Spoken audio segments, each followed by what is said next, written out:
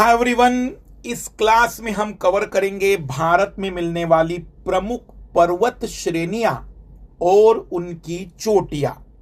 क्योंकि कई बार ये कंफ्यूजन हो जाता है, तो पूरी क्लैरिटी के लिए एक नए तरीके से भारत की प्रमुख पर्वत श्रेणियां और चोटियां, इसके साथ हम भारत के आसपास की भी कुछ पर्वत श्रेणियां हम देख लेंगे, जो थोड़ा सा क्लैरिटी लेकर आ जाए, आपको पता चल जाए कि हाँ ये भी एक पर्वत है। तो सबसे उत्तर में भारत से बाहर, मतलब उत्तर में लद्दाख से ऊपर अगर हम जाएंगे तो हमें पामीर की गांठ मिलेगी, पामीर ग्रंथि, पामीर का पठार। इसे विश्व की छत, रूप ऑफ द वर्ल्ड भी कहते हैं, क्योंकि यह समतल और बहुत ऊंचा है। जो माउंट एवरेस्ट होता है वो पीक होता है, चोटी होती है, वो एक तरीके से छत नहीं बन सकती। इसलिए पामीर का जो पठार है काफी ऊंचा पठार है, तो इसलिए उसको विश्व की छत कहते हैं, पर इसको गांठ भी कहते हैं। क्योंकि पामीर के, अगर हम ध्यान से देखें तो पामीर के बाईं ओर हमें हिंदू कुश पर्वत श्रेणी मिलती है, उसके बाईं ओर हमें कुनलून श्रेणी मिलती है। फिर भारत में प्रवेश करते हैं। सबसे पहली श्रेणी जो कि भारत में हमें उत्तर से दक्षिण की ओर मिलेगी, काराकोरम श्रेणी है। ये हिमालय का हिस्सा नहीं, पार हिमालय का हिस्सा कहलाता है, ट्रांस हिमालय का हिस्सा कहलाता है। इस काराकोरम की सबसे ऊंची चोटी K2 या गॉडविन ऑस्टिन है। ये काराकोरम की ऊंची चोटी K2 भारत की सबसे ऊंची चोटी है। दुनिया की सबसे ऊंची चोटी माउंट एवरेस्ट है, जो नेपाल में है। कई लोगों को लगता है भारत में, नेपाल में है माउंट एवरेस्ट, जो दुनिया की सबसे ऊंची चोटी। K2 भारत की सबसे ऊंची चोटी और दुनिया की दूसरी सबसे ऊंची चोटी है, दुनिया दूसरी। फिर काराकोरम के बाद, क्योंकि K के बाद L आता है, तो काराकोरम के बाद आपको लद्दाख की श्रेणी मिलेगी, लद्दाख पर्वत श्रेणी। पर्वत श्रेणी मतलब एक पर्वत का पूरा सीक्वेंस, चोटी मतलब उस सीक्वेंस में कोई पर्वत का ऊंचा भाग। फिर उसके नीचे आपको मिलेगा जास्कर श्रेणी, जास्कर। ये तीनों श्रेणी के पास जास्कर के थोड़ा सा दाई ओर आ जाइए, दाई ओर, तो आपको कैलाश श्रेणी मिलेगी, कैलाश।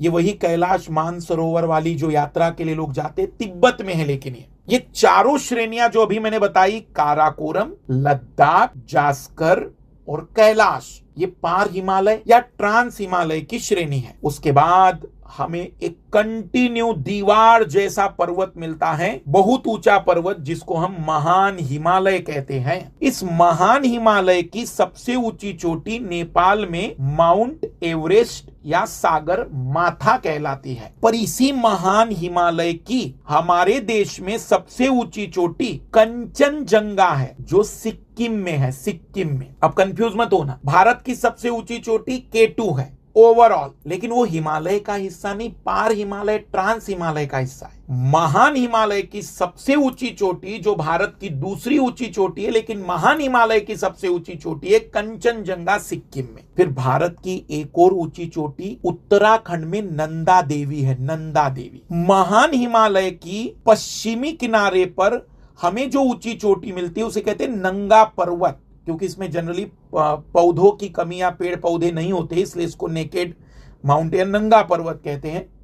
और इस महान हिमालय का सबसे पूर्वी भाग नामचा बरुआ अरुणाचल प्रदेश में है, नामचा बरुआ। फिर उसके बाद नीचे आइए आप, मतलब दक्षिण की ओर, तो महान हिमालय के ठीक नीचे छोटे छोटे टुकड़ों में मध्य हिमालय मिलता है, मध्य हिमालय। इसकी कई छोटी छोटी पर्वत श्रेणियां हैं। पीर पंजाल पर्वत श्रेणी है इसमें, महाभारत पर्वत श्रेणी है इसमें, धौलाधर पर्वत श्रेणी है इसमें। तो छोटे छोटे टुकड़ों में बटा हुआ हिमालय की एक सीरीज है, मध्य हिमालय, जिसको लोकल लोगों ने अलग अलग नाम दे दिए हैं। और सबसे अंत में कम ऊंचाई वाले हिमालय की श्रेणी मिलती है, जिसको शिवालिक कहते हैं। इसके बाद हम मैदानी भाग में प्रवेश करते हैं, भारत का मैदानी भाग। अब फिर प्रायद्वीपीय पठार पर आ जाइए, प्रायद्वीपीय भारत पर आ जाइए, पेनिनसुलर इंडिया पर आइए, और राजस्थान में या गुजरात से लेकर दिल्ली तक में पर्वत मिलता है, अरावली श्रेणी, अरावली पर्वतमाला। दुनिया का सबसे पुराना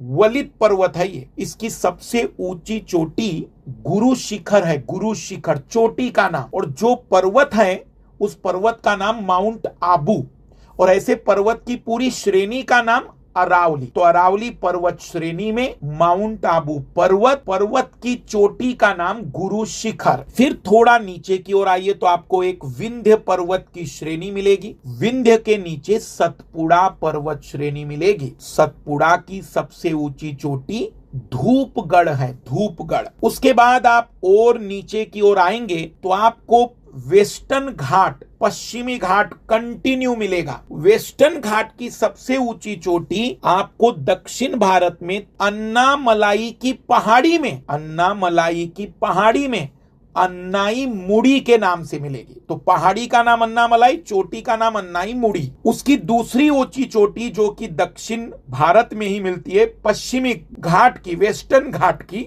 डोडा बेट्टा। वही ऊपर की ओर थोड़ा सा देखेंगे तो डोडा बेट्टा, ये पश्चिमी घाट की दूसरी ऊंची चोटी है। और अब आते हैं पूर्वी घाट पर। पूर्वी घाट की अगर हम बातचीत करें तो पूर्वी घाट की अब एक नई चोटी खोजी गई है आंध्र प्रदेश में, जिंदगड़ा पीक। नाम ध्यान से सुनना, जिंदगड़ा पीक 1690 मीटर बताया जा रहा है। ये जिंदगड़ा पीक 1690 मीटर। जी हाँ, मैंने भी पढ़ाया है आपको इसके पहले कि सर आपने तो महेंद्रगिरी बताया था।